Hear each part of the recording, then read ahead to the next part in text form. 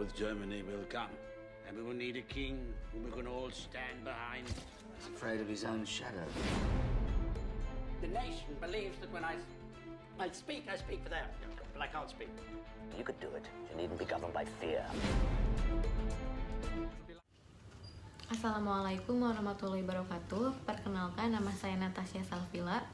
Saya akan menganalisis sebuah film yang berjudul The King's Speech. Film ini itu pernah tayang pada tahun 2010. Sebelumnya, saya akan memberitahu karakter dari tokoh yang ada di film tersebut. Yang pertama ada Pangeran Albert. Dia ini adalah sosok orang yang sangat mudah marah dan juga tidak percaya diri. Yang kedua ada Ratu Elizabeth.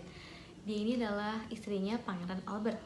Dia ini adalah orang yang sangat setia dan juga pantang menyerah. Yang ketiga ada Lionel Logue. Dia adalah seorang ahli terapi bicara. Dia orang yang sangat sabar dalam menghadapi suatu hal. Yang keempat ada Daniel. Daniel ini adalah kakaknya Pangeran Albert.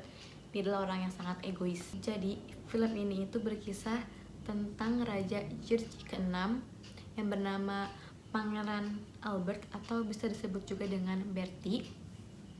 Dia ini semasa hidupnya tidak pernah berbicara di depan umum. Karena apa? Karena sejak kecil ia sudah mengalami trauma yang menyebabkannya menjadi gagap sampai ia dewasa.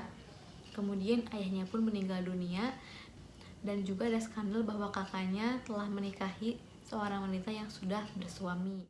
Dalam upaya menyembuhkan gagapnya Bertie dan juga menjadikannya ia sosok pemimpin Inggris, maka istrinya yang bernama Ratu Elizabeth itu menghubungi seorang ahli terapi bicara yang bernama Lionel Logue.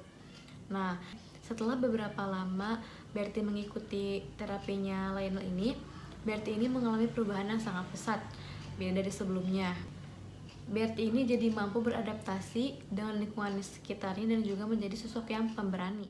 Dan dengan dukungan penuh dari keluarga, Lionel dan juga pemerintahan Inggris, akhirnya Bertie mampu membawakan pidato di radio dengan lancar dan juga sukses, yang akhirnya menginspirasi warga Inggris yang akan berperang. Sekarang saya akan menganalisis berdasarkan teori komunikasi. Nah, di sini tuh kan permasalahannya itu dia tidak percaya diri berbicara di depan publik. Kenapa bisa terjadi? Karena ada dua faktor. Yang pertama itu karena dia trauma, yang kedua karena komunikasi antara ayah dan juga si Bert ini terbilang gagal. Kenapa terbilang gagal? Soalnya pas dia masih kecil itu dia sering mendapatkan tekanan dari ayahnya yang membuat dia tidak percaya diri. Jadi hal ini juga bisa dibilang si Bert ini mengalami gangguan kecemasan dalam berkomunikasi, sehingga hal ini dia bawa sampai dia dewasa. Nah, makanya pas disuruh berbicara di depan publik sebagai seorang raja, dia tidak bisa melakukannya. Sekarang saya akan membahas penyelesaian masalah berdasarkan teori komunikasi.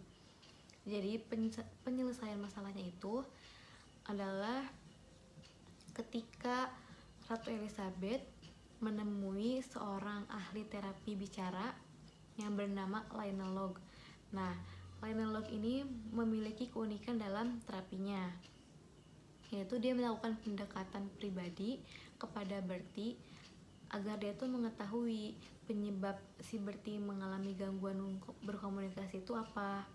Lalu ia pun mengetahui ternyata si Bertie ini mengalami gangguan komunikasi itu tidak murni karena masalah otaknya, tetapi juga karena ada pengaruh dari lingkungan. Jadi kesimpulan yang bisa kita ambil dari film The King's Speech ini adalah komunikasi yang baik akan membentuk jiwa yang baik, namun sebaliknya komunikasi yang buruk akan membentuk diri pribadi kita juga menjadi buruk. Terima kasih. Wassalamualaikum warahmatullahi wabarakatuh.